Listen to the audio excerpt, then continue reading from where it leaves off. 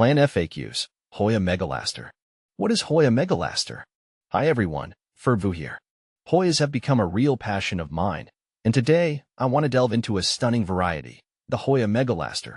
This beauty is a climber native to Papua New Guinea, and it thrives in environments that mirror its tropical origins. If you're looking for a plant with captivating foliage and unique blooms, the Hoya Megalaster might be your perfect match. But before you bring one home, let's explore some common questions to ensure you can provide the ideal care.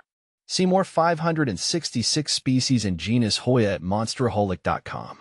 Light and location. Hoya Megalaster isn't a fan of harsh, direct sunlight. Instead, it prefers bright, indirect light. Think dappled sunlight filtering through trees or a spot near an east-facing window. South-facing windows can be too intense, especially during midday. Temperature and humidity. This is where the Hoya Megalaster shines, pun intended. It's a warm Hoya, meaning it thrives in temperatures between 21 to 35 degrees Celsius, 70 to 95 degrees Fahrenheit. Pair this with high humidity, ideally 60 to 70%, and you've created a tropical paradise for your plant. Grouping Hoyas together or using a pebble tray with water can help boost humidity. Watering. Here's where things can get tricky. Hoya Megalaster is susceptible to overwatering. The key is to let the soil dry completely between waterings. This might mean watering every 7 to 10 days in summer and even less frequently in winter. Signs of overwatering include mushy leaves, drooping stems, and yellowing foliage. Soil and potting. A well-draining potting mix is crucial. Opt for a succulent or orchid mix, or create your own by combining potting soil with perlite or chunky orchid bark. Choose a pot with drainage holes to prevent waterlogging. Fertilizing. During the active growing season, spring and summer, a diluted liquid fertilizer formulated for Hoyas can be applied once a month. Avoid over-fertilizing, as this can damage the roots. Growth and climbing. The Hoya Megalaster is a fast grower when given the right conditions. It produces long vines that love to climb.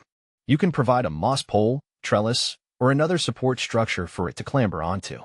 Alternatively, you can let it cascade from a hanging pot. Blooming. The star of the show. Hoya Megalaster produces clusters of large, red, and fragrant flowers. The blooms can last up to a week, filling your home with a delightful scent. To encourage blooming, provide plenty of warmth, humidity, and bright indirect light. Common problems.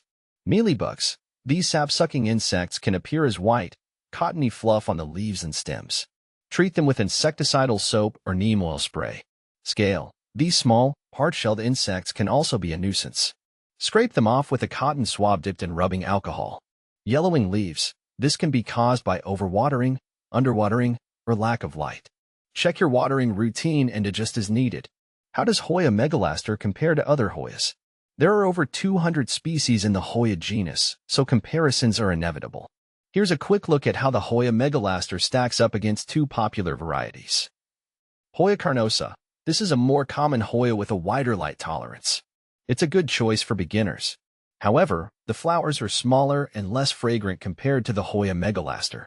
Hoya carrii, sweetheart Hoya. This charming Hoya is known for its single, heart-shaped leaf. It's a compact plant that requires less space than the vining Hoya Megalaster. However, blooming can be less frequent. Final thoughts. The Hoya Megalaster is a rewarding plant for those who can provide the warmth and humidity it craves.